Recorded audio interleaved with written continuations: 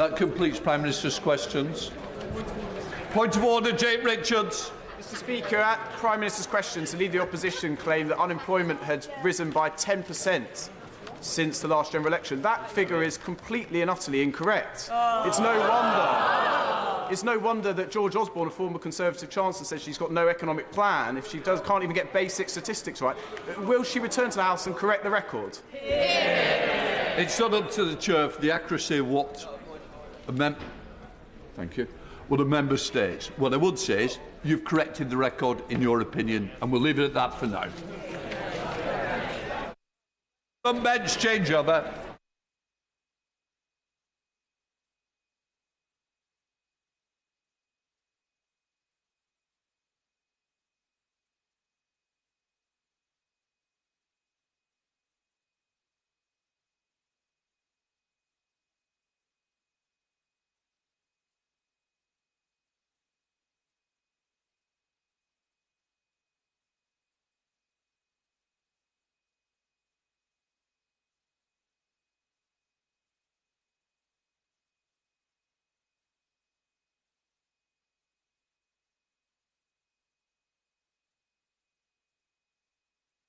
To the urgent question, Adrian Ramsey. Mr. Speaker, to ask the Secretary of State for FCDO if he will make a statement on the UK's assessment of the likelihood of genocide in Gaza. Minister. Mr. Speaker, yesterday, alongside partners, the UK convened a meeting of the UN Security Council in response to the intolerable civilian suffering and humanitarian need in Gaza. As I told this House yesterday, Israel's denial of aid is appalling. Tons of food are currently sitting, rotting, at the Gaza-Israel border, blocked from reaching people who are starving. Israeli ministers have said Israel's decision to block this aid is a pressure lever. This is cruel and it is indefensible. Overnight, yet more Palestinians have been killed in Israeli strikes. This must end. The message yesterday was clear. The world demands Israel stop and change course immediately. With our allies, we are telling the government of Israel, lift the block on aid entering Gaza now. Enable the UN and all humanitarians to save lives now. We need an immediate ceasefire now. Humanitarian aid must never be used as a political tool or military tactic, and the UK will not support any aid mechanism that seeks to deliver political or military objectives or puts vulnerable civilians at risk. The International Court of Justice case on genocide is ongoing, Mr. Speaker. We support the ICJ. We support its independence. The ICJ issued a set of provisional measures in this case, and we support those measures.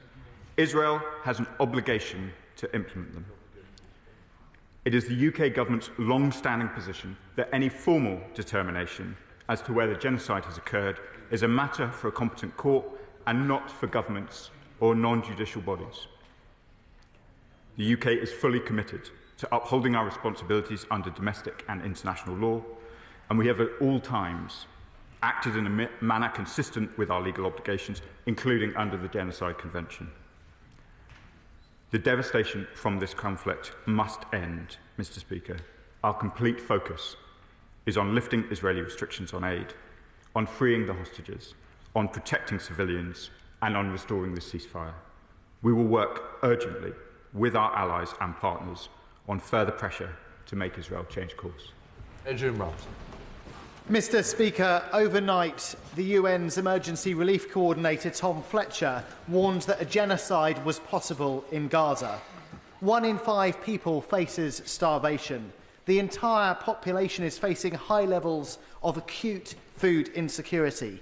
In Gaza, Gaza North, Deir al-Balah, Khan Yunis and Rafah, there is a risk of famine.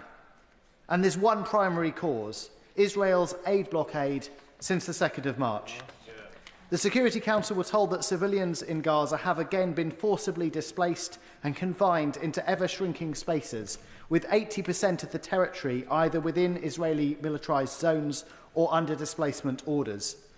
Israeli airstrikes on the European hospital in Gaza yesterday killed 28 people, with further reports of at least 48 deaths overnight from strikes elsewhere.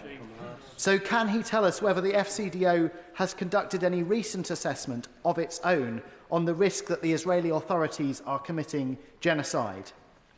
Last night, the UK's ambassador to the UN rightly called on Israel to lift the restrictions and ensure a return to delivery of aid in Gaza in line with humanitarian principles and international law. But this is not enough. Notwithstanding the government's position that it's for judicial bodies to make a determination, what is the Minister's response to the latest UN assessment that genocide is possible in Gaza? Can he confirm whether the UK stands by the obligation to prevent duty in the Genocide Convention?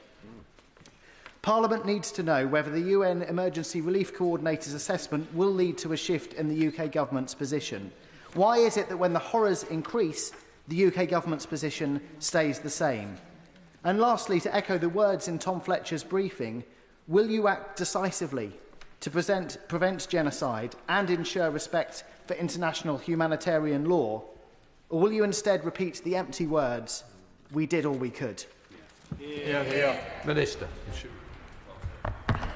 Mr. Speaker, I'm grateful to the honourable gentleman for asking these important questions. The testimony of the Emergency Relief Coordinator, the very most senior official in the entire humanitarian system in the world, last night at the UN Security Council meeting that we called with our allies, is clearly incredibly important. And I can confirm to the honourable member that we do abide by our international law obligations, including to the Genocide Convention, and we consider in all of our IHL assessments, which are ongoing, all of the relevant tests, and we will continue to do so. The honourable gentleman, Mr. Speaker, asks important questions, questions which have echoed in this chamber yesterday and throughout this long and painful conflict. This government has taken steps, whether it's restoring funding, suspending arms exports, working with our partners in the UN and elsewhere, but clearly we are in a situation today where nobody in this House would wish to be, nobody on these benches, and I'm sure nobody on the benches opposite. We will need to take more and more action until we see the change that we need, but the central question, as I've told this House repeatedly, the central question is that aid is not being allowed into Gaza. While it is not allowed into Gaza, there is nothing that can be done to get the aid at the scale and in the manner necessary to save Palestinian life. And it is on that point that we called the Security Council, and on that point we will continue to act. Can I just remind people not to use you, because I'm not responsible for some of those statements. Right. Andy MacDonald, you put also a Mr. Speaker, the Minister has repeatedly said that we do everything to observe international law. Will he please accept that there is a growing body of opinion that says the UK is not doing that? They're not complying with our obligations. And we are not doing so if we continue to supply parts to the F-35 programme. These are the weapons that are dropping on children in Gaza. We cannot say that we're observing the Genocide, Geneva Conventions and Rome Statutes if we continue to supply those goods. And he talks about doing all that we could. If that's the case, then why on earth are we not making it abundantly clear to Israel that trading with them is not an option whilst this continues? So the answer to the question, is he doing all that he could? Because there's many people in this place and beyond who think we are not. Minister. Mr. Speaker, I thank my honourable friend. I know his commitment to these issues over a long period of time. I don't accept the premise of his question. Whether or not we abide by our legal obligations is indeed a question that will be determined by the courts. It's being determined by the courts this week, and so I will leave it to the courts to make judgments on our obligations. We are taking all of the steps that we can to bring this conflict to a close. He mentions the vital questions of the F-35 programme. I know this House understands the significance of that programme, not just in Europe, but across the world. The carve-out that we have put in place, we have done so on the basis of robust legal advice which is being tested in the courts this week. We must abide by our obligations to our allies. We are not selling F-35s directly to the Israeli authorities. We continue to supply a global spares pool, which is necessary for the continued function of the F-35 programme, which has critical importance to European security. We make these judgments calmly and soberly, and we will continue to do so. Shadow Minister Wendell. Thank you, Mr. Speaker. The situation in the Middle East continues to cause concern. That's why, on this side of the House, we've been clear. We need to see the return of the hostages and a lasting ceasefire. And while we welcome the release of Eden Alexander, there are still 58 hostages held in Gaza by the Iranian-backed terrorists. Those who are still alive are being held in the most dreadful and appalling conditions, without access to aid and medicines. And what they and their families have been going through for approaching 600 days is unimaginable. They must be released as a matter of urgency. So can the Minister give an update on the diplomatic steps being taken by the government to secure the release of the remaining hostages? And what is Britain contributing to those efforts? This conflict would have been over long ago had Hamas released them, and the House should not be in any doubt that Hamas and their Iranian sponsors are committed to wiping out the State of Israel. So can the Minister tell us what steps are being taken with international partners to deal with the threat to peace, security and stability posed by Iran? We have constantly asked for a strategy to tackle Iran, so when will this come forward? The government has shared our view that Hamas can have no role in the future governance of Gaza. So can we have an update on the practical steps the government is taking to secure this outcome and end of the misery that Hamas is inflicting on Gaza and the threat they pose to Israel? Mr. Speaker, we've debated aid access to Gaza on several occasions, including in recent days. So can the Minister tell us exactly how much UK-funded aid, both directly and indirectly through multilateral organisations, is waiting to enter Gaza, and what a breakdown of that aid is? The government has known for a number of months about the concerns Israel has about the delivery of aid to Gaza and aid diversion. So can the Minister today explain what discussions have taken place with Israel and what practical solutions ministers have offered to support the delivery of aid that addresses their concerns? And has the Minister been directly engaged in the discussions that have taken place with Israel and the US over alternative ways to get aid into Gaza? Does he have a view on this, and will the UK be participating? We have also been clear that while we continue to press for humanitarian aid and accountability, we do not consider the actions in Gaza to constitute genocide. This case brought by South Africa to the International Court of Justice is not helping in advance. Please. Just, can we please stick to the time? It was almost a minute over. We've got to work within the timescales. Please, if we can time speeches, lots of members need to get in. We've got to support each other. I think the Minister's got enough to go on. Thank you, Mr. Speaker. I, of course, welcome, as the Foreign Secretary did yesterday, the release of Eden Alexander. I know this whole House thinks of those hostages who remain in Hamas captivity. I have been in direct contact with American officials involved in that release, and it is a very welcome development.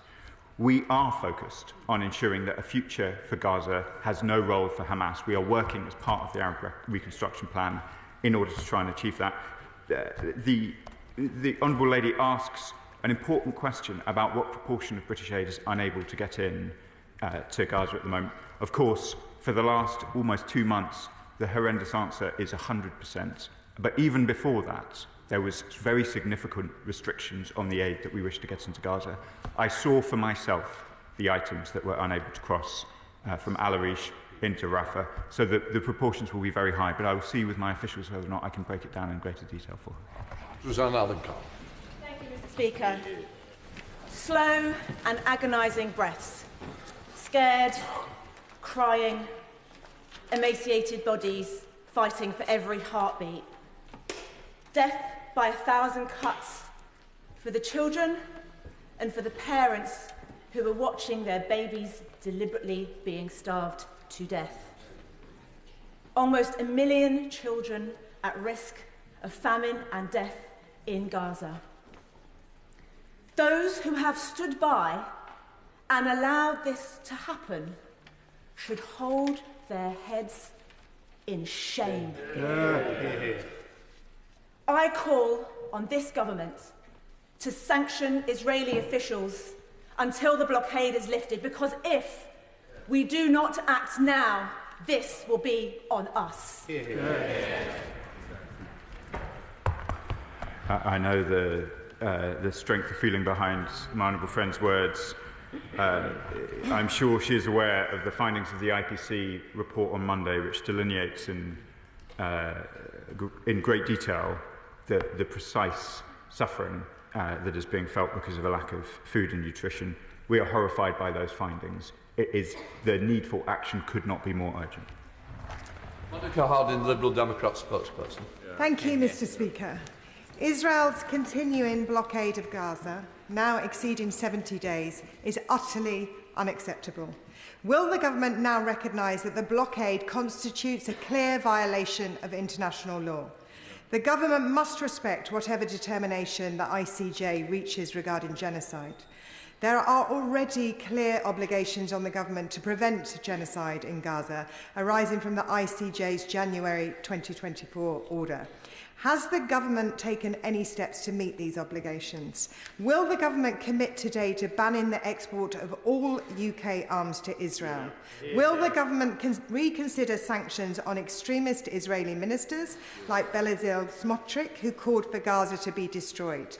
Will the government commit to an immediate recognition of a Palestinian state? And as the UN's British relief chief told the Security Council yesterday, if we have not done all we could to end the violence in Gaza, we should fear the judgment of future generations. Does the Minister agree? Mr. Speaker, these responsibilities weigh heavily on me and every member of the government and the Foreign Office team. But let us not forget what this government has done, whether it is restoring funding to UNRWA, suspending arms exports in the way that we described, whether it's providing $129 million in humanitarian aid and then being one of the loudest voices in trying to ensure that it enters, whether it's working with Jordan to fly medicines into Gaza, Egypt to treat medically evacuated civilians, Project Pure Hope to help Gazan children in the UK, Kuwait to support vulnerable children through UNICEF. We are taking steps. We take the judgments of the ICJ incredibly seriously. But I cannot pretend to the House that the events in the occupied Palestinian territories of recent days are acceptable, and we will continue to take every step we can to get a change of course. Absolutely. Thank you, Mr. Speaker. Tomorrow is the 77th anniversary of the 1948 Nakba, which saw hundreds of thousands of Palestinians displaced from their homes. This still continues today, and the UN Security Council has said action is now required to prevent genocide. A key step to a peaceful two-state solution would be recognizing Palestinian statehood, something Israel is trying to prevent. So with 147 countries recognizing Palestinian statehood, Minister, is now not the right time for the UK to do so too? Yes. Mr. Speaker, the question of recognition of a Palestinian state is one obviously of vital importance. We want to do so as a contribution to a more stable region. We can see the serious and immediate threats to the viability of Palestinian life, and that is what we are focused on in these most urgent of days. Far the House, Edward Lee. I've been a member of the Conservative Friends of Israel for over 40 years, longer than anybody here. And Hamas is a brutal terrorist organisation that hides people, their own fighters, under hospitals. But it's frankly unacceptable to recklessly bomb a hospital. It's unacceptable to starve a whole people. Is the Minister aware that many friends of Israel worldwide, notwithstanding narrow legal definitions, are asking this moral question: when is genocide not genocide? Mr. Speaker, I have had in recent weeks a series of very powerful interventions from the benches opposite, and I take them seriously with the weight that they hold, particularly from the father of the house and my neighbour in Lincolnshire. We will not move towards making determinations from dispatch boxes on questions of legal determination, but that does not mean we will wait, Mr. Speaker. The preliminary judgments of the ICJ and the provisional measures that they set out are important, and we will abide by them. Helena Donovan. Speaker, as the Minister has said, the situation is intolerable, with 1 in 5 Gazans facing starvation, and as he has also said, the use of aid as a weapon of war by Israel is inexcusable.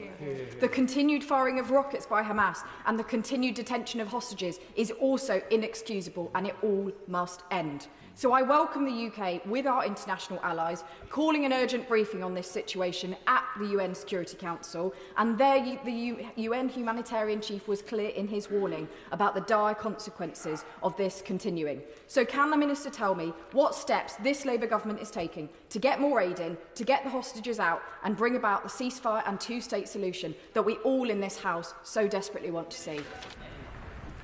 Madam Deputy Speaker, I thank my honourable friend, who I know has been long committed to these issues and used to be an aid worker herself. She's a doughty advocate on these points. We remain absolutely committed to a two-state solution. We are focusing all of our diplomatic efforts on ensuring that the current approach is changed, that we return to a diplomatic solution, that we have a ceasefire, the release of hostages, and a move back to that two-state solution that, as she so rightly puts it, is vitally important. Oliver Dowden. Thank you, Madam Deputy Speaker. The situation in Gaza is clearly intolerable, and Israel does have to find a way of getting aid in safely and without diversion. But would the Minister agree with me? We need to be very careful about the use of the word genocide, and that we don't devalue this word.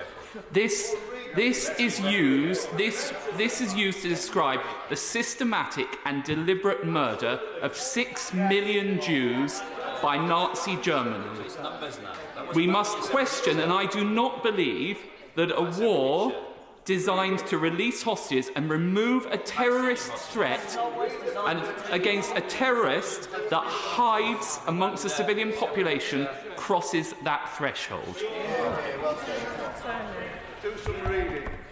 It's the long-standing position of governments of all stripes that it's for international courts to make determinations of this nature, and we will abide by our obligations under international humanitarian law.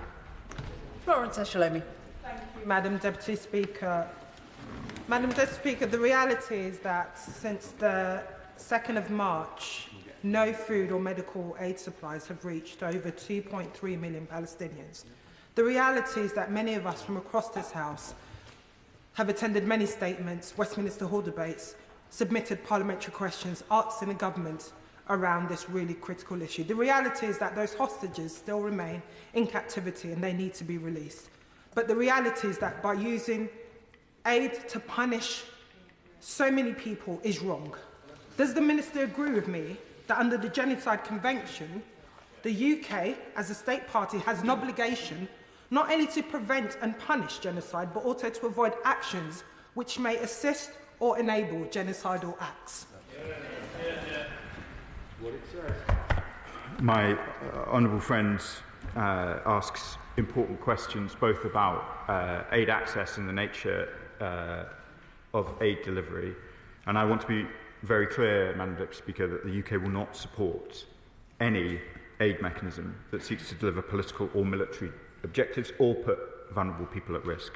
The obligations under international humanitarian law and international law more broadly are clear, and they fall on Israel as the occupying power, and they must abide by them. Mike Martin. Madam Deputy Speaker, very few things in politics, particularly international politics, are black or white. However, this is one of those issues. The Israeli government is using collective punishment of the civilian Palestinian population, and this is illegal under international law. In particular, it contravenes the Geneva Conventions, which Israel is a party to. My question is, does the Minister think that the British government has lost its moral and legal compass in continuing its tacit support for Israel? Mr. Madam Deputy Speaker, I have set out some of what this government has done. I could continue for some time, but let me be clear, because the honourable gentleman rightly points out the absolutely appalling nature of any attempt to try and weaponise aid, to try and use incendiary language, which is clearly in breach of international legal obligations. We have condemned from this dispatch box much of that language. Some of that language was repeated by the Liberal Democrat spokesperson, and I want to take the opportunity again to say the British government absolutely condemns that inflammatory language, will continue to do so, and makes our views known in the most forceful possible way with the Israeli government. Abdisan Mohammed. Madam Deputy Speaker. The international community have failed to stop Israel's impunity. We have collectively failed to act on the violations as they are committed and to hold Israel to account. And in our collective failure, Palestinians in Gaza face collective punishment. Israeli ministers' statements of stopping humanitarian aid as one of their main levers of pressure is not only cruel and indefensible, they are explicit admissions of violating international law. Minister, I hear our condemnations, but I see no action. Why are we still sending arms? Why are we not sanctioning ministers? The UN have said what many know to be true. We, as a signatory to the Geneva Convention, have a legal obligation to prevent a genocide from taking place. Minister, when will we act? Madam Deputy Speaker, the member for Sheffield Central, my friend, is a very forceful advocate on these questions, and she points to failure, and I recognise that failure, that we are still so many months on, so many days on with the people of Gaza, the people of West Bank, and of course the hostages in the most distressing possible circumstances. I won't comment from this dispatch box on sanctions as she would expect, but I can assure her that we will be working urgently with our allies and partners on further pressure to make Israel change course. Kit Malthouse. Madam Deputy Speaker, it's becoming increasingly difficult to keep up with the slaughter in Gaza, the brutality and cruelty in the West Bank, and starvation as a policy. And the crimes come daily. Crimes such as the recent killing of Mohammed Bardawil, one of only 3 key eyewitnesses to the slaughter of rescue workers just a few weeks ago, their bodies being buried in shallow graves. It's clear to everybody that crimes are being committed daily. Now, as a number of members have pointed out, the UK is a party to international agreements which provide for a positive obligation to act to prevent genocide, torture, to protect the rights of other people. And we have an obligation as a member of the Security Council of the United Nations and as a state party to the Geneva Conventions to promote peace and security. So what advice has the Minister taken as to his own liability in this regard, which will attach to him as a decision maker? And has the government received advice as to whether the Prime Minister, the Foreign Secretary, or indeed any senior officials or previous ministers may be exposed when the reckoning comes? Madam Deputy Speaker, as you would expect, I wouldn't discuss internal legal advice in this chamber, whether that applies to me or other ministers of the government. I'd reassure the honourable gentleman that right across the government we understand the gravity of the situation. We understand the weight that now falls to us to try and ensure changes from a trajectory which is diabolical. We will continue to use our role in the Security Council at the G7 and as part of the E3, as we did yesterday, and that action will not stop. Imran Hussain. Thank you, Madam Deputy Speaker. And the Minister still refuses to address the central issue. Our obligation to prevent genocide under the Rome Statute has already been triggered by the ample evidence in front of us of Israeli war crimes in Gaza. So I ask the Minister, in the week marking 77 years since the Nakba, how many more times will he come to this chamber with just words? Words that do nothing. We need action. And let us be clear, it's not a case of if, but when he will end the UK's complicity in arming a state accused of genocide against the Palestinians, and when he will finally impose widespread sanctions on Israel. And I say this to the Minister: history will judge his delay. Well said. Madam Deputy Speaker, I would just like to remind the House of the decisions that we took last year.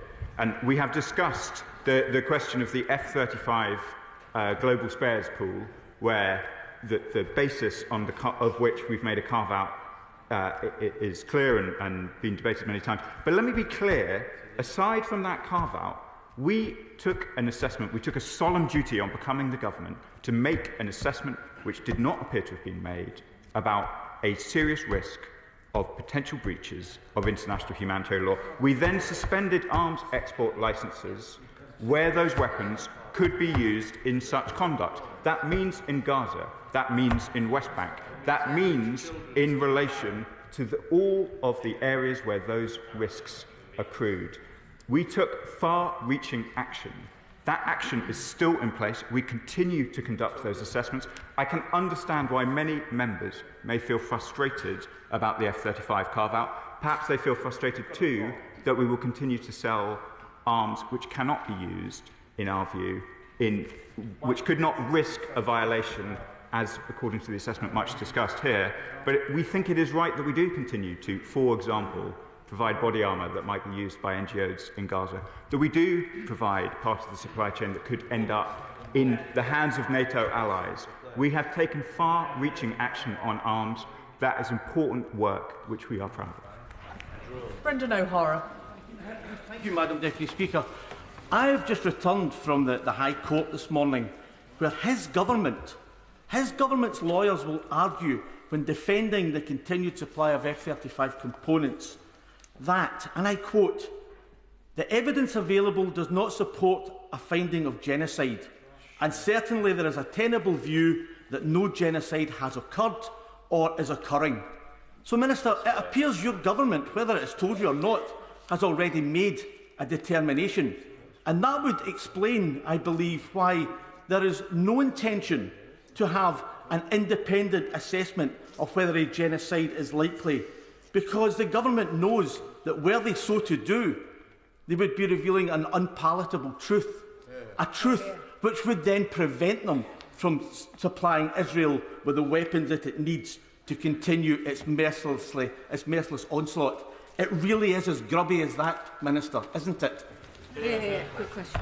Madam Deputy Speaker, it is not as grubby as that. Almost every word of that. Well, firstly, clearly there is an ongoing legal case where we are not going to litigate that case in this chamber, as you would expect. A judicial review on the F-35 element is happening over these days. The judge will find on it, and we will respect that judgment. On the question, let me be absolutely clear to the honourable gentleman. We continue to conduct assessments across our full range of responsibilities under international law. It is simply not true to suggest we are avoiding making any internal assessment in order to justify policy. We continue to assess these things carefully. We do it on a rolling basis. We do it regularly. What he has said is simply not true. Paul Wall. Deputy Speaker, and can I thank the Minister for his personal commitment to this cause, and can I thank the UK Government for putting this on the record at the UN yesterday as a matter of extreme urgency. But can I also put to him directly the challenge from Tom Fletcher yesterday, the UN's aid chief. He said, for those killed and whose voices are silenced, what more evidence do you need now? Will you act decisively to prevent genocide? What's his answer to that question? I thank my honourable friend, who has been committed to these issues ever since he came to this place, and I know before as well. Tom Fletcher's words are important. As I said earlier, he is the most senior member of the humanitarian community in the world. What he said at the meeting that we called yesterday is very, very important. We have not waited for the meeting yesterday. We have not waited for determinations of international courts to take action. Let us not forget what we have done, whether it is in relation to UNRWA, whether it is in relation to the arms suspension, whether it's the sanctions on Israeli settlers, whether it is our convening role in the United Nations Security Council. We will continue to take action. Mr Fletcher rightly asks for decisive action. Has our action yet been decisive? Clearly, Madam Deputy Speaker, it has not. Hostages remain detained, Palestinians continue to suffer, a two-state solution feels very distant indeed. We have not yet had the decisive effect that we would wish to see, and we will continue to act until we do. Sir Julian Lewis. As well as raping, kidnapping and killing civilians on October the 7th for its own sake, Hamas had a strategy of trying to prevent further peace deals between Israel and its Arab neighbours by provoking a massive, frenzied reaction to the atrocities. Does the Minister share my dismay that that brutal strategy seems to be succeeding?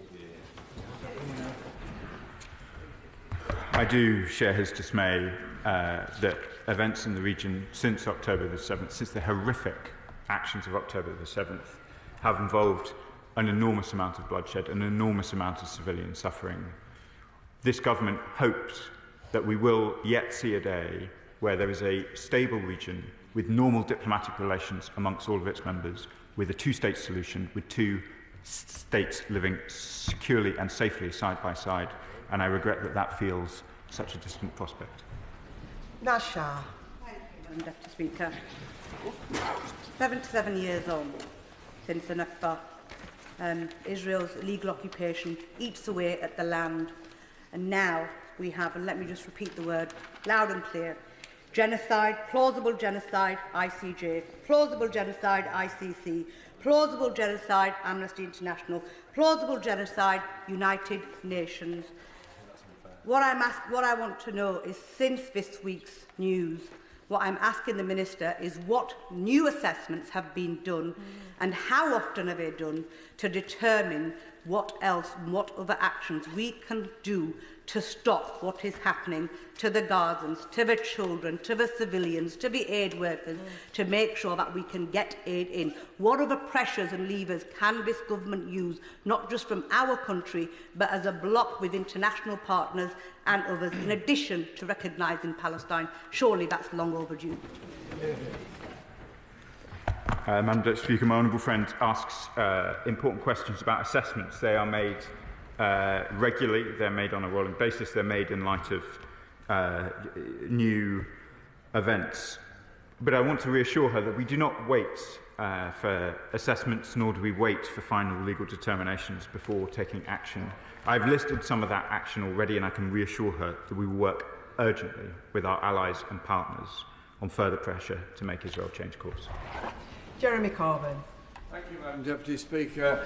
Even if the Minister can't condemn what is obviously an act of genocide, could he tell us in clear terms, are we still supplying parts to F-35 jets that do find their way to Israel, that do take part in the bombardment of Gaza? And are there still flights going from RAF Akrotiri over to Israel that are carrying military equipment that can be used either to bomb Gaza or to undertake military action against the people of the West Bank? To be clear, Madam Deputy Speaker, the decisions that we take on arms bind every part of the UK government. We are a government committed to abide by our international legal obligations, and we will continue to do so. Let me be clear again on the position on F-35s. Where F-35 sales were directly to Israel, and whether that is in relation to any particular component, those sales have been suspended. Where the sales are to a global pool, which is necessary for the continued function for the global F-35 programme, that has not been suspended. Where sales go to a global pool, it is clearly possible that they could find final destination in Israel. But to suspend our provision of components to the F-35 global pool would, in effect, be to render the F-35 programme inoperable. And it is on that basis that we set out the decisions that we took in September. Andrew Pakes. Madam Deputy Speaker, and can I first put on record the relief I feel and many others about the release of Eden Alexander, and that I am saying a prayer for the other hostages. Yeah. Every week, though, we come back to this house, the horror is greater. And for many of us this morning, woke up to a spokesperson for the Israeli government on the Today programme denying there is hunger happening in Gaza at all. But this House knows the reality. 10 weeks into a blockade of aid by the Israeli government, with 1 in 5 starving. He will know, Madam Deputy Speaker, you will know and be aware that Tom Fletcher spoke passionately and with purpose yesterday at the UN about the collective failure of the UN to speak out previously. So can I ask the Minister, how do we avoid that this time? What more evidence do we need before we take action? What more action can be done? Madam Deputy Speaker, as I said earlier, the words of Tom Fletcher in the United Nations Security Council are important, and the IPC assessment that was produced on Monday, this is an assessment which is authoritative and thorough in its production, is the most important indication of needs in Gaza, and it should be taken seriously by everyone in this chamber and indeed by the Israeli government as well. We have, as my honourable friend who has been long committed to these issues, he knows the actions that we have taken so far. I will not speculate from this dispatch box other than to reassure the House that we will be working urgently with our allies and partners in order to ensure that Israel changes course. Dr. Andrew Morrison. Madam Deputy Speaker, there can be few now who would believe that the conduct of the Netanyahu government is anything other than gross and disproportionate. But does the Minister agree with me that the actor in the region that is unequivocally embarked on genocide is Hamas, with its self-avowed policy of killing Jews and eradicating the State of Israel? Hear, hear. Well said, Dr. Andrew. I have condemned Hamas, their despicable actions, their ugly and unacceptable rhetoric many times within this dispatch box, and I'm happy to do so again. It is the events of October the 7th, in all of their full horror, that triggered this most recent, most horrific round of violence. Debbie Abrahams. Madam Deputy Speaker. So in addition to calling for the release of all hostages, Tom Fletcher, the UN Emergency Release Chief, also asked last night, what action will we tell future generations we each took to stop the 21st century atrocity to which we bear daily witness in Gaza? So what action will the government take if in the next 24 hours Israel doesn't allow aid into Gaza? Madam Deputy Speaker, as I've said throughout the course of the afternoon, the responsibilities weigh heavily on all of us. We do not view the situation as acceptable, and we will continue to take steps with our allies and partners to urge Israel to change course. Mark Pritchard. Madam Deputy Speaker, but as we all meet here in this rather grand palace of Westminster, the reality is, on the ground, that Palestinian children continue to die in the rubble. And is it not becoming clear that the central policy of the Israeli government seems more about protecting the political skin and life of the current Israeli Prime Minister rather than even saving the lives of the remaining Israeli hostages and the lives of Palestinians? I appeal to the British government to be again on the right side of history, the right side of the law, and the right side of moral judgment, and not to back one particular individual fighting for his political life back in Tel Aviv. Madam Deputy Speaker, the honourable gentleman speaks powerfully about the various views in Israel, and I won't speculate on the decision-making of others, but I listen very carefully to the words of Israeli hostages themselves when they have been released, what they make of the circumstances in Israel and what policy they think should be adopted. These are important voices and they echo loudly, I know, both in this chamber and across the world. We are clear, whatever the intentions, the international obligations under law on the Israeli government in relation to Gaza are indisputable, and we call today, as we have called every day, for them to abide by them. John MacDonald. Can I refer to my register of interest? I'm the Secretary of the National Union of Journalists Parliamentary Group, It's the anniversary of the murder by Israeli forces of Shireen Abu Akleh, the renowned journalist. Alongside her on that day was another journalist, Ali Samoudi. He was shot in the back. 2 weeks ago, the Israeli forces arrested, dragged him from his home, and Ali is now in detention somewhere, we do not know where. Under international law, journalists are afforded special protection. Can I ask the Minister now that we immediately take up with the Israeli government the question of where Ali Samoudi is, and to seek everything we can do to secure his release, because all he was trying to do on behalf, and he works for CNN and Reuters and Al Jazeera, he was simply reporting on some of the war crimes that are taking place. Madam Deputy Speaker, my right honourable friend raises incredibly important points about journalists, and I'm happy to take up the case in question. It is, of course, not just journalists. There are a whole set of people who are afforded special protections under international law: journalists, medical professionals, and indeed aid workers, many of whom that we have seen terrible incidents in Gaza. We have been pressing for accountability and justice on those questions, and I think in particular of the 3 British nationals killed in the World Central Kitchen incident more than a year ago, still waiting for justice. Alistair Carmichael. Thank you, Madam Deputy Speaker. Does the Minister accept that where prima facie evidence of genocide exists, then awaiting the determination formally to be made by a court is not sufficient for us to meet the duty to prevent under the Genocide Convention? In this case, the International Court of Justice is clearly the correct authority. It has issued a set of provisional measures, and we support those measures. Cat Smith. Thank you, Madam Speaker. What we're seeing in Gaza is civilians starving to death. What we're seeing in Gaza is aid being held for 10 weeks, used as a weapon against innocent civilians. My constituents rightly are outraged by what they're seeing, and so am I. But whilst I welcome the Minister's words, what further actions can the government take to send a clearer message to Israel that this absolutely has to stop? Will the Minister look again at sanctions? Will he look at arms export licences? And will he recognise the state of Palestine? I know my honourable friend's constituents will be concerned, as my constituents in Lincoln are concerned, as I know constituents right across the whole of the country are concerned.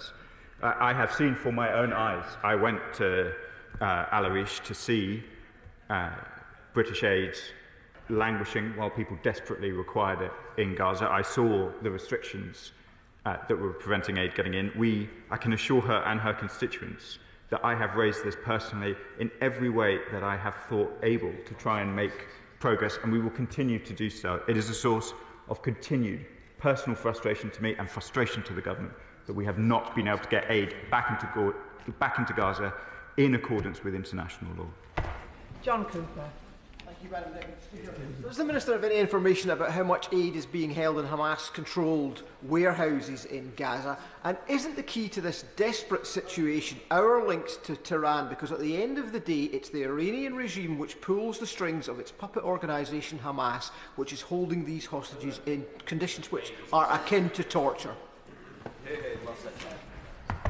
So we take serious steps, Madam Deputy Speaker, to ensure that Hamas do not get access to aid. We supported a review into UNRWA's function. Mr. Fletcher set out yesterday in his remarks his view on the robustness of the United Nations provisions in order to try and prevent Hamas from stockpiling aid. And the findings of the IPC report on Monday are sobering reading about the circumstances in which Palestinian civilians are trying to live in Gaza. But I agree with him. Iran's malign role in the region must stop. They have supported Hamas, who have brought nothing but pain and misery, not just to Israelis, but to Palestinians as well. Andy Slaughter. Thank you, Madam Deputy Speaker. Last week, the Minister said, in response to a question I asked, that forcible movement of the Gazan population out of Gaza would be forcible displacement. Forcible displacement is a war crime, and that is what is already happening and is about to accelerate. So will he say in terms, as the head of UNRWA said this week, as the former Israeli Defence Minister Moshe Yalon said last week, that Israel is committing war crimes in Gaza? I will resist. My honourable friend is not just a doughty advocate for the Palestinian people, he's also a very much respected lawyer, so as he would expect, I'm not going to take the opportunity to make a determination at the dispatch box, but I will be clear again that forced displacement is clearly prohibited by international law, and we're clear on that at all times. Adnan Hussain. Thank you, Madam Deputy Speaker. Amnesty International has described the 2-month siege in Gaza as genocide in action. Israel is, according to experts, deliberately creating conditions that could lead to the physical destruction of the Palestinian people, a pattern many may argue amounts to genocide. As a signatory to the Genocide Convention, does the Minister agree that the UK has a legal duty to act when there is a risk of genocide? And that duty to prevent begins not when genocide is confirmed, not when genocide is proven, not when genocide is established, but when there is a reasonable suspicion that it is occurring. The alarm bells are flashing red. The warning signs are there for the government to act. Will the government act? Madam Deputy Speaker, I've set out both the process of determination, the provisional measures that have been issued by the ICJ, and the government's determination not to wait until cases are concluded, but to take action now to try and preserve life. Tahir Ali. Thank you, Madam Deputy Speaker. Israel is intentionally starving Palestinians, and action should be taken to stop the war crimes and genocide. These are the words of a leading United Nations expert on right to food. Will the Minister tell us what is preventing, or what are they scared of, in terms of imposing sanctions on Israel? Because if this dispatch box is not where we can discuss this, certainly we can't discuss this behind closed doors. Madam Deputy Speaker, I think the House has heard me talk about sanctions in the same terms over a long period of time, and I understand the frustration about not being able to speculate from this dispatch box about sanctions we might take. To do so would reduce their effectiveness and would frustrate the will of the House. We do keep all of these matters under close review. We are not scared in the performance of our duties. We are working all of the time, Madam Deputy Speaker, to try and practically change the situation on the ground, and that is to what all our efforts are directed. Vicky Slade. Deputy Speaker, barely a day goes by that I don't receive impassioned pleas from my constituents in Mid-Dorset Northpool begging for actions, not words, from this government. And many have shared their distress that we celebrated the defeat of tyranny on VE Day at the same time as the people of Gaza starve and are bombed to oblivion. They say that we are complicit in genocide. What does he say to my constituents? Because I agree with them, but I feel powerless to do any more than come here every time and say the same thing. Madam Deputy Speaker, deeds, not words. Restoring funding to UNRWA, suspending arms licences, £129 million in humanitarian assistance to the occupied Palestinian territories, continued work at the UN Security Council, continued work in relation to international courts. And I recognise the frustration of the House, and I do not in any way wish to weigh misery between the many, many, many people still in Gaza or the West Bank facing real hardship at this moment. But the action of this government has made a real difference to Palestinian lives. I have seen it with my own eyes, and there are people who are in safety now because of the UK government. We will continue to do what we can. I accept there is more to do, but our actions do have impact. Ruth Jones. Madam Deputy Speaker, and I thank the Minister for outlining the horrors being inflicted on the people of Gaza so clearly yet again today. But we have heard from the dispatch box the many times in support of the Palestinians before. He talks about court proceedings, but court proceedings take months, if not years, to complete. And men, women and children are dying every hour from hunger, disease and bombs in Gaza at the moment. They cannot wait. What is he doing? We need action, not words. Madam Deputy Speaker, I've outlined some of the action, but I'd also like to reassure my honourable friend that we are not waiting for legal determinations, not least because the ICJ has issued provisional measures, but also because it is the policy of this government that we are acting now to try and improve the lot of Palestinians. Thank you, Madam Deputy Speaker. One thing we can all agree on is that we want to see the safe release of the hostages. But with that in mind, it's evident that military action of itself is and was never going to achieve that. And with that in mind, does the government support or condemn Israel for the most recent escalation of military action? And if they're not prepared to condemn them at this stage, how many more innocent deaths must there be before they do? My honourable friend refers to the hostages. It is some of the released hostages who have made this argument with the greatest force, and they are important words. But let me say concretely and clearly, the British government opposes the return to war in Gaza by the Israeli government. We oppose the most recent escalation. Maureen de Just. Madam Deputy Speaker, I'm sure I'm not the only member in this House who is getting increasingly frustrated by the number of discussions we are having, saying the same things over and over again, whilst the horrific situation for the Palestinian people in Gaza worsens day by day. Does the Minister agree that for us to send a clear message to Israel, we need to do three things? Number one, suspend all arms licences to Israel, including the F-35 licences. Number two, impose sanctions against Israel. And number three, recognise the State of Palestine. Madam Deputy Speaker, the House has heard me speak of my frustration on a number of occasions, and I share it with the honourable member.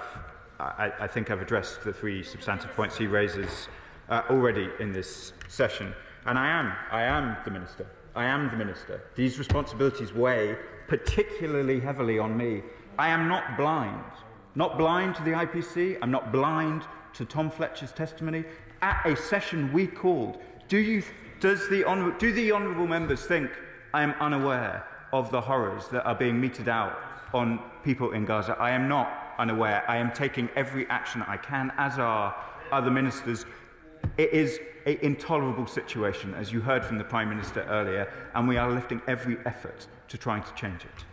Greg Smith. Thank you, Madam Deputy Speaker. Nobody wants war, but we must reflect that this is a war.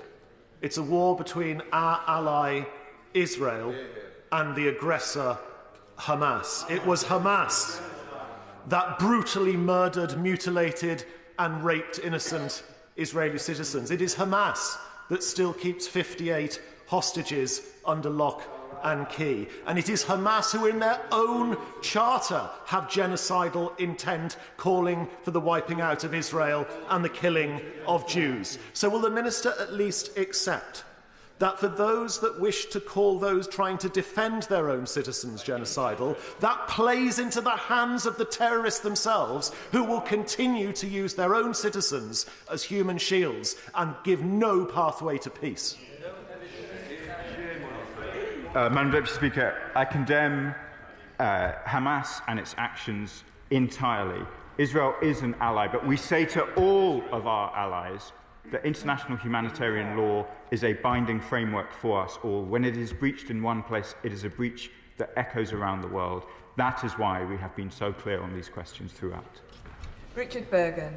Thank you, Madam Deputy Speaker. I'm sick and tired of coming back to this chamber, asking the same questions, getting the same answers, when war crime after war crime is being committed and when a genocide is taking place. And it's a sick joke to believe that it's right, which it is, to impose sanctions on Russia for its unlawful invasion of Ukraine, yet we're meant to believe that tutting Benjamin Netanyahu and telling everyone that we think this is really bad somehow cuts the mustard. It doesn't. Words aren't enough to stop war crimes. We need more than words. We need more than actions. So can the Minister advise this House how many more Gazans need to be killed by Israel injured by Israel, starved by Israel, until the government does the right thing and brings widespread sanctions in, like it's done on Russia, because people think we're scared and people think it's double standards. Madam Deputy Speaker, we have taken action. I've described that action this afternoon. I have already assured the House that it is certainly not fear that shapes our actions. And I am, of course, always happy to return to this dispatch box to answer questions from parliamentarians about this question. But I would not want to give the House the impression that that is all I do. When I am not in this House, I am working on these tasks with urgency. I have listed some of the actions that we have taken since I have been the Minister. I will continue to work on these questions, and I will continue to return to the House to answer your questions when you have them. Bob Blackman. Thank you, Madam Deputy Speaker. Over the last 18 months, Israel has facilitated 1.7 million tonnes of aid going into Gaza. Very sadly, much of that aid has ended up in warehouses, trucks have been raided by Hamas operatives, and the aid has failed to get into the hands of the people that desperately need it. So now we've got a position whereby the blockade has continued. Will the Minister come up with a credible plan to actually get the aid in, require the IDF to facilitate the aid going to the people that desperately need it, and prevent Hamas and its other terrorists from capturing the aid and preventing the people of Gaza gaining the aid they desperately need? Well said. I do condemn where Hamas has interfered with aid deliveries. I condemn it utterly. We have to be clear that considerable amounts of aid were not allowed into Gaza, even before this most recent blockade. And this blockade is now ensuring that nowhere near the scale of aid required is getting in. There are proposals, as I think the honourable member is alluding to, for other methods of getting in. We would support proposals to get aid into Gaza, provided that they are in accordance with humanitarian principles, which are vital in every conflict zone around the world. And the Emergency Relief Coordinator yesterday set out his views about how those principles need to be adhered to. Rachel Maskell. Thank you, Madam Deputy Speaker. UK manufacturers of F-35 components can place GPS markers on every single component. The UK government can ensure that every component that is exported can have a GPS marker on it. So what is the government's excuse for continuing with its programme on F-35s when it can distinguish the destination of every single component?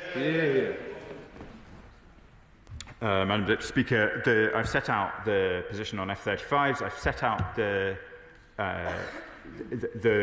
manner in which the global spares pool works. That is information provided by the experts who are responsible. I understand that some honourable members may disagree with those facts. The discussion is happening in a judicial review this week, and I'll not get ahead of that process. John Morrison. Thank you, Madam Deputy Speaker. 1 in 5 are facing starvation. 90% of people are now displaced. Over 50,000 people are dead, and Gaza is the most dangerous place on earth for humanitarian workers.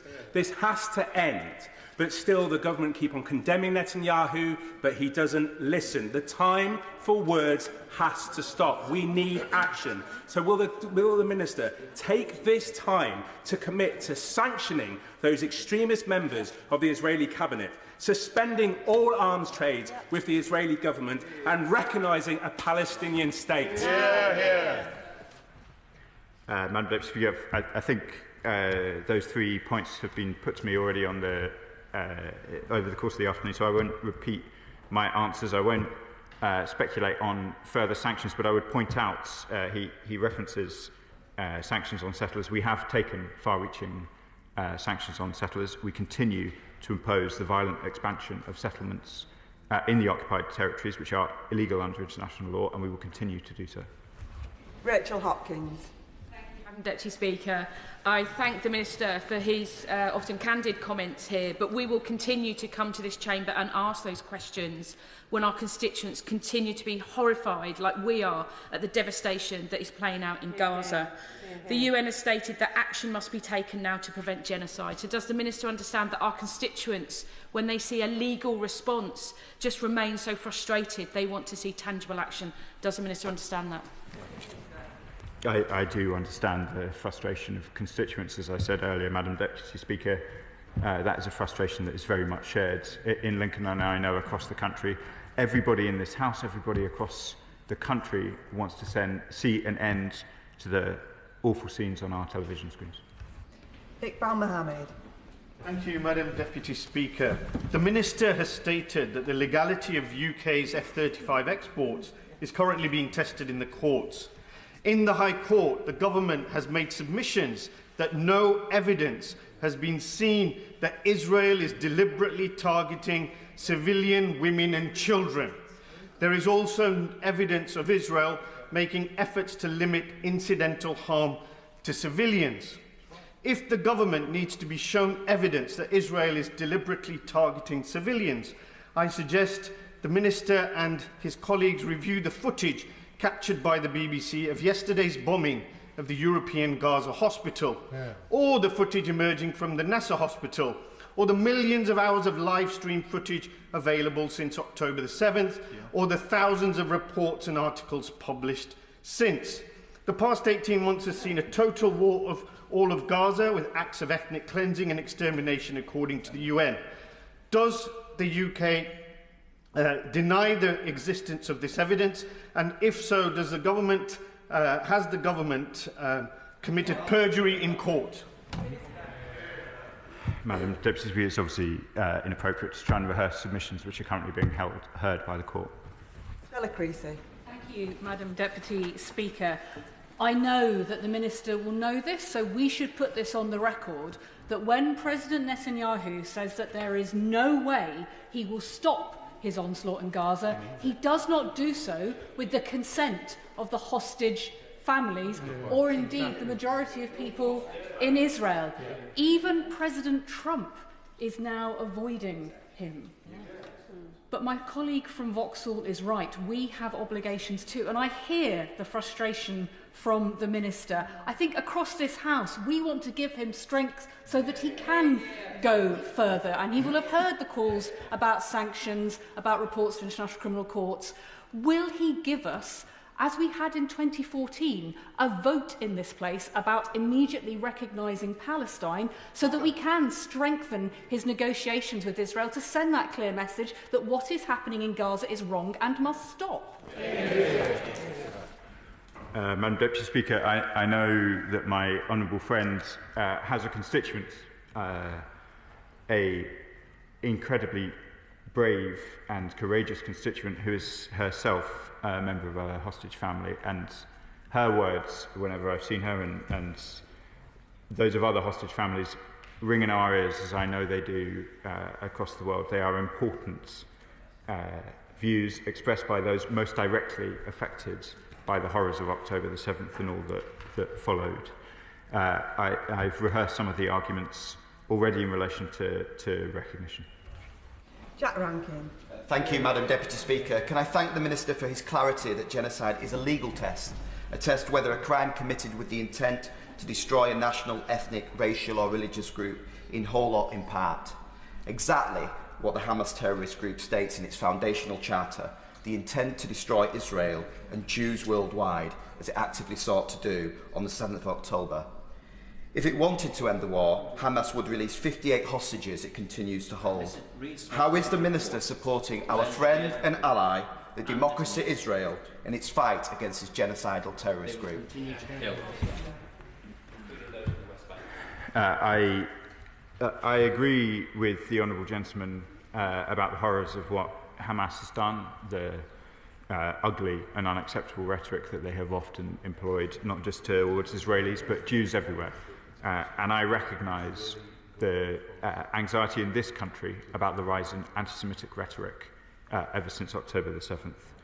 We have as I said earlier, Israel is our ally, and we have stood with her when she faces legitimate security threats.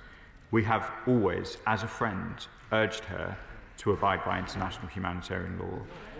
Where there is a risk that she does not, we make it clear, as we've discussed over the course of this afternoon. Lawrence Turner. Deputy Speaker, and I'd like to preface the question by saying that no member of this House should doubt the dedication and the compassion which the Minister fulfills his duties. Over the last few days, the World Health Organization has warned that Gazans face intergenerational scarring as a result of hunger in the territory. The WHO quoted figures produced by the Gazan Health Ministry, which held that 55 children have died as a result of malnutrition. What assessment does the UK government make of the extent of malnutrition in Gaza, the number of deaths attributable to starvation as a result of Israel's refusal to allow aid to enter the Strip? My honourable friend from Birmingham Northfields asked important questions, and he is, I know he follows these issues closely. The most up-to-date and authoritative assessment on these questions is the IPC assessment of Monday. We are considering it in detail. Its findings are appalling. We are not yet able to fully delineate the link between aid restrictions and those findings in the level of detail that he describes, but the connection is obvious.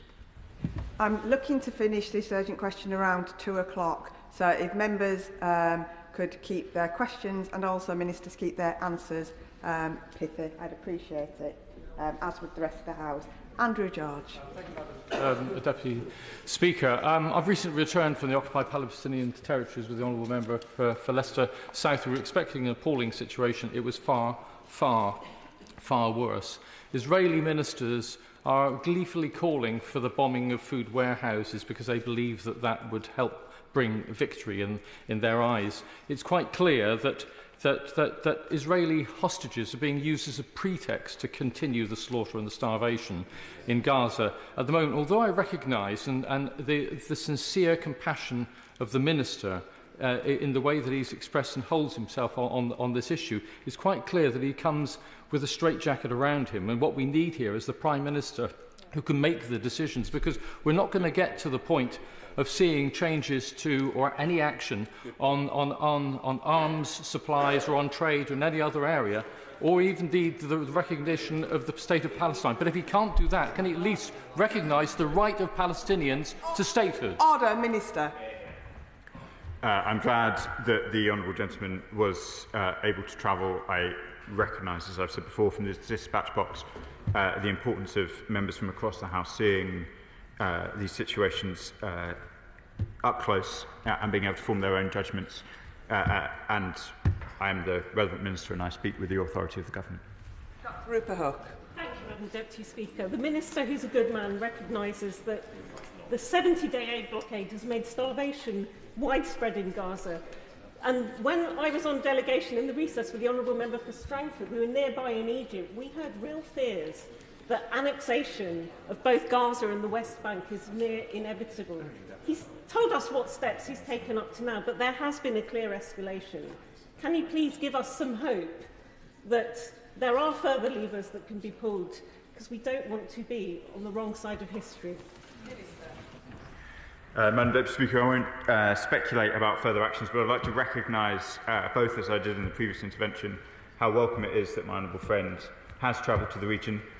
Egypt is an important partner for the UK in relation to these questions. I myself saw the vital role they are playing in supporting healthcare for injured Palestinian children. I saw injured Palestinian children myself in Al Arish Hospital, and I was very pleased while I was there to announce £1 million of UK contribution to ensure that Palestinian civilians displaced into Egypt get the help and healthcare that they need. Liz Saville-Roberts. The UN says Israel's denial of aid is evidence of the systematic dismantling of Palestinian life. Therefore, there is a risk that we are witnesses to genocide.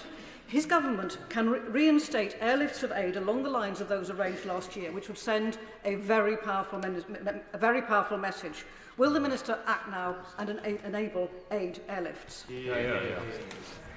We have supported airlifts in the past, as I'm sure the Honourable Lady knows, and we were very glad to work with our Jordanian partners on that question. I have to be straightforward with the House. Given the scale of need in Gaza, we should not be displaced from the central question, which is ensuring that the road crossings open. That is the only way to get aid at the scale required. Matt Weston. Deputy Speaker, it should have been clear at the outset when Yoav Gallant, the former Israeli Defence Minister, said Israel will eliminate everything. 18 months and 52,000 deaths later, Israel Katz, also a Defence Minister in Israel, stated that blocking aid was being used to pressure Hamas, making starvation an openly stated Israeli weapon of war. Elimination, eradication or genocide. As Tom Fletcher said, can this government now urgently act to prevent it? My honourable friend asked important questions, and I've been clear from this dispatch box, and I'm clear again, aid must not be used as a pressure tool, it must not be used as political leverage, and it must not be used as a military tactic. Ayub Khan. Thank you, Madam Deputy Speaker. We've had truly shocking statements in this chamber. The Foreign Minister suggested that not enough Palestinians had been killed in order to constitute a genocide. The Prime Minister stated that although he understood the definition of genocide, he didn't refer to it as a genocide. The Minister repeats that this is a matter for international courts. If that is the case, why are the government lawyers making submissions, advancing submissions, that no genocide has been conducted when it comes to the sale of the F-35 parts? Madam Deputy Speaker, as I've said, I'm not going to try and litigate the submissions of the court case on the questions that we have described. I have addressed the issues repeatedly in this House. I have always been clear that we would defend that case, and that is what we're doing, and we will all see the judgment of the judges. Sonia Kumar. Thank you, Madam Deputy Speaker. Currently, 4,000 newborns in Gaza are unable to access essential life-saving care due to the destruction of medical facilities.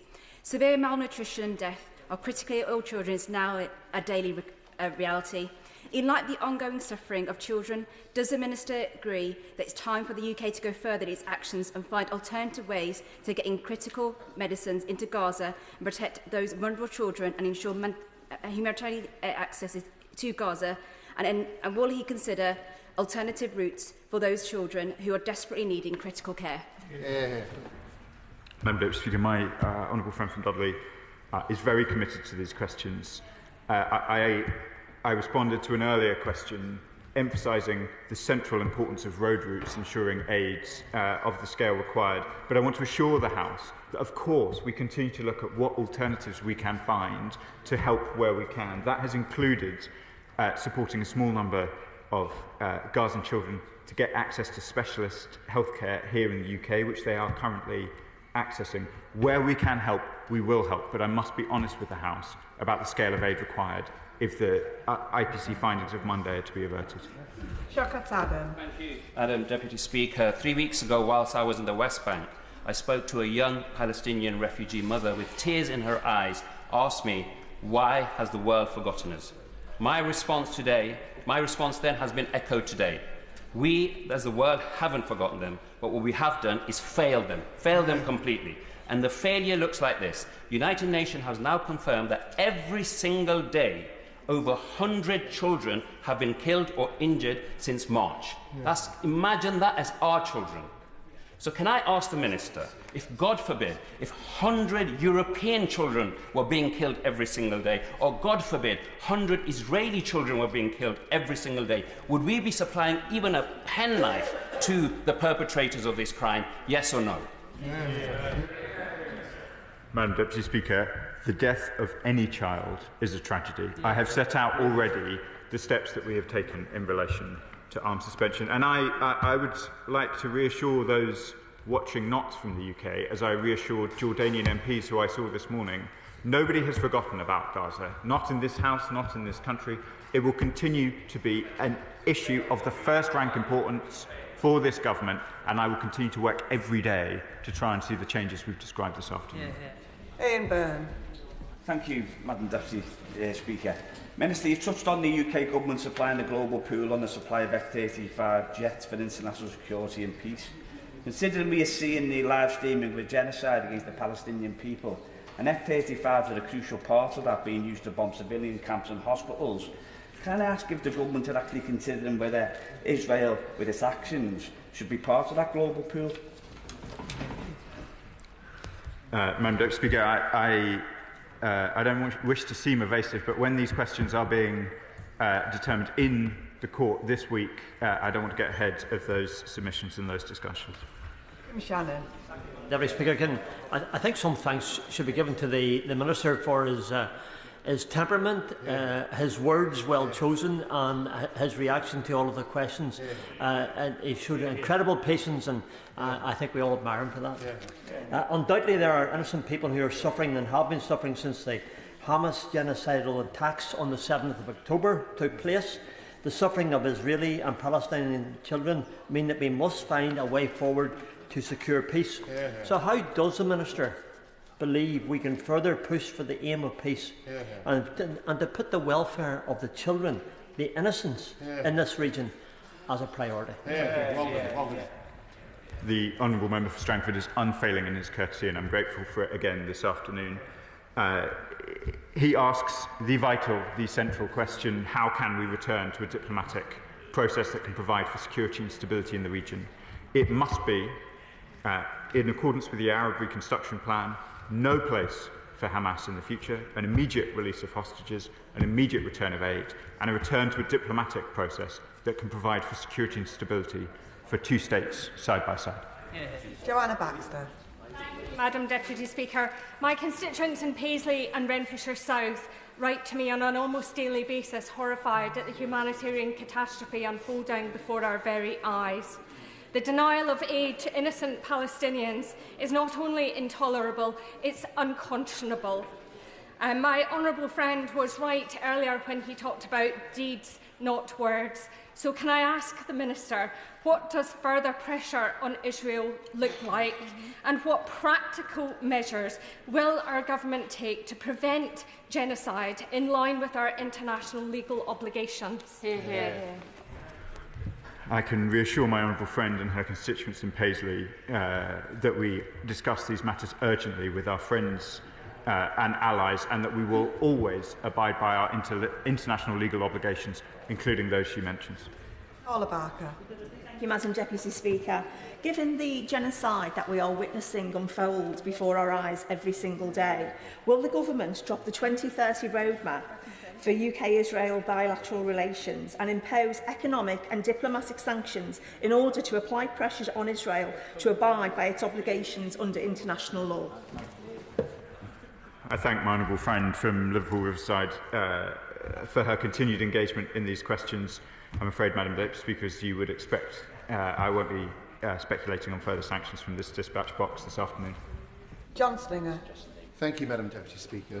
I acknowledge the dedication of my honourable friend and British diplomats in this regard, but my constituents are deeply concerned.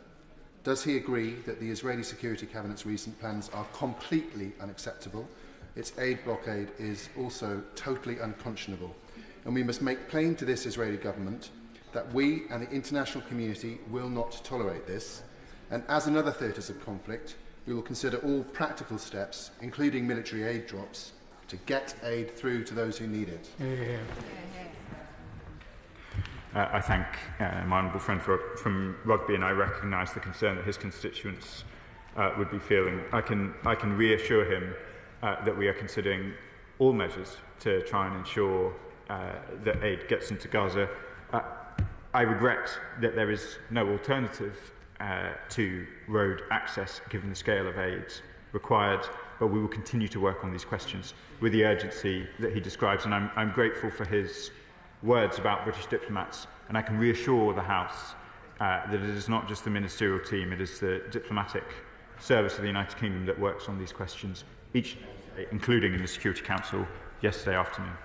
Kim Johnson. Thank you, Madam Deputy Speaker. 10 long weeks since the Israeli blockade has brought famine to the region, while food is rotting across the border, while the Israeli government are lying and denying the scale of the atrocities, with the Defence Minister Israel Katz quoting, "The blockade is a main pressure lever to secure victory." Minister, as a member of the UN Security Council, when will this government impose meaningful sanctions to stop the genocide that we see happening? Madam Deputy Speaker, we've covered sanctions and determinations, but I want to reassure my honourable friend that we consider our position on the UN Security Council as an important responsibility, and that is why we called the meeting yesterday in the Council that has led to so much of the discussion this afternoon.